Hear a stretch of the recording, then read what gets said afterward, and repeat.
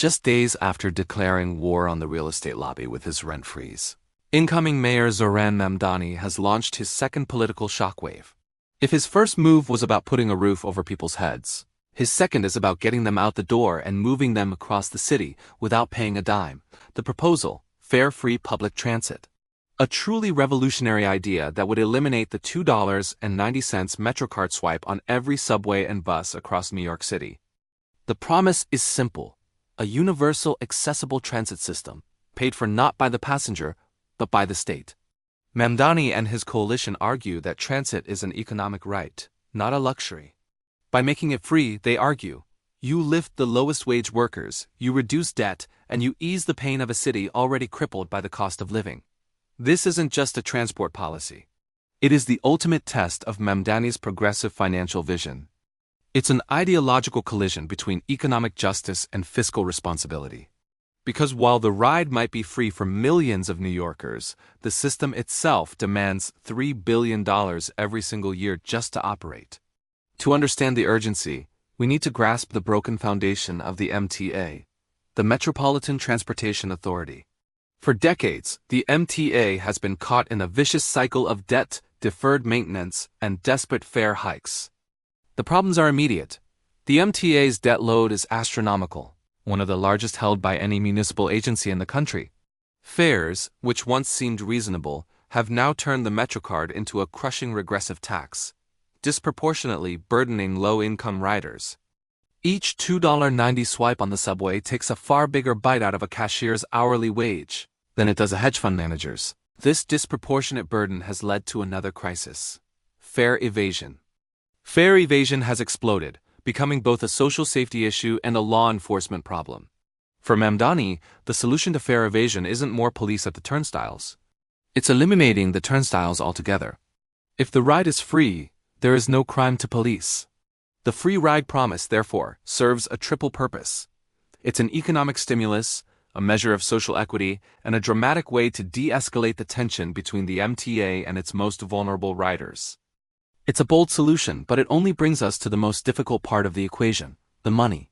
If every MetroCard swipe vanishes, so does the MTA's largest single source of reliable, predictable operating income. This is the $3 billion question. The MTA is not a private company. It's a public benefit corporation, and it relies on a complex, often confusing mix of revenue streams. Fares currently account for roughly 40% of the entire operating budget. The rest comes from a mix of dedicated taxes, mostly payroll and real estate taxes and federal subsidies. Removing the fare revenue is like ripping out the central pillar of a skyscraper. The current MTA leadership, along with state legislators who control the agency, has reacted with immediate and forceful opposition. Their argument is simple: this will collapse the capital plan. The operating budget, the $3 billion lost to the free ride, is used to pay the daily expenses: train conductors, bus drivers, electricity, and maintenance. But the MTA also has a multi-year, multi-billion-dollar capital plan, the money for critical infrastructure upgrades, new signaling systems, and buying new cars. The opposition fears that if the operating budget collapses, the financial markets will refuse to lend the MTA money for these massive capital projects, freezing all modernization. The system won't just run free. It will grind to a complete halt. This brings us to the centerpiece of Mamdani's challenge: the source of that $3 billion replacement. Mamdani's free ride is not a fiscal fantasy. It is a redistribution plan. He is explicitly not asking state or federal taxpayers to cover the $3 billion gap. Instead, he proposes two focused, aggressive taxes targeting New York's wealthiest residents and its massive corporate sector. First, the Millionaires and Billionaires tax. This is a progressive increase on the city's highest earners. Mamdani argues that the extraordinary pandemic-era wealth generated by the city's top 1% should be reinvested in the public goods that everyone uses, starting with transit. Second, the Corporate Pied-à-Terre Tax, a long-sought goal of the progressive movement. This tax targets luxury real estate owned by corporations and ultra-wealthy individuals who use them as temporary, non-primary residences. The strategy is designed to be politically bulletproof to his base. The people who use the subway most will pay nothing. The people who use it least will pay everything. The funding plan doesn't stop with the $3 billion operating hole. Mamdani also proposes a dedicated, separate stream of revenue from these taxes to fund the MTA's capital plan to not just keep the trains running, but to modernize them faster than ever before. This is the true innovation of his proposal.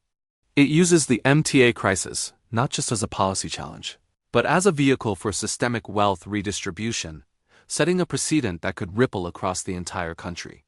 But where there is redistribution, there is inevitable massive resistance. The resistance to the rent freeze was loud. The resistance to the free ride plan is furious.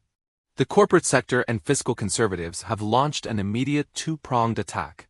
Attack 1: the economic exodus.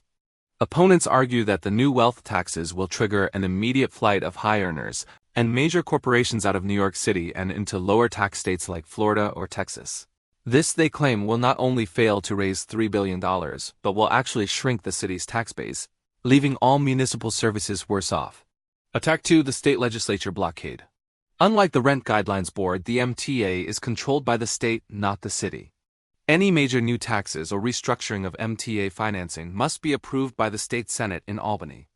And this is where the corporate and lobbying power of New York exerts its greatest influence. Mamdani is once again facing a political calculus. He needs to convince the public that the threat of a wealth exodus is an empty scare tactic, and he needs to generate enough grassroots pressure to force a hostile state Senate to vote against their corporate donors. The stakes are massive. If Mamdani succeeds, New York City gets the largest, most successful municipal free transit system in the nation, proving that wealth redistribution can fund critical public services. If he fails, he faces a broken promise and a bankrupt transit system, confirming the opposition's claims that his progressive vision is fiscally reckless. This is the real battle for New York's soul. A contest to see whether the city is a financial engine for the few or a functioning, affordable home for the many. The rent war and the MTA showdown are not separate fights. They are two fronts in Mamdani's larger war against systemic inequality. I am Rufus Brown, and you have been watching Last Thing Before Sleeping. To stay ahead of the next critical battle, including the decisive state Senate vote on this new tax, hit the subscribe button and turn on notifications. And if you want the fast 60-second summary of this high-stakes confrontation, tap the link to our YouTube short below and continue watching the Mamdani Dossier playlist.